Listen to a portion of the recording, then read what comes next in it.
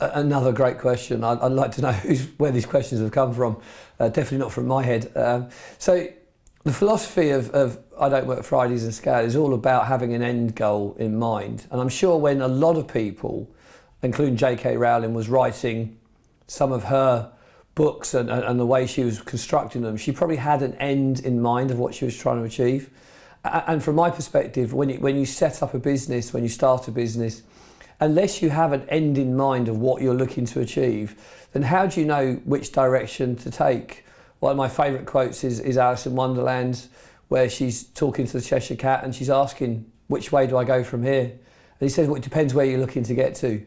And her response is, well, I don't really have a problem, or I don't really care where I get to. And he said, well, it doesn't matter which direction you take then.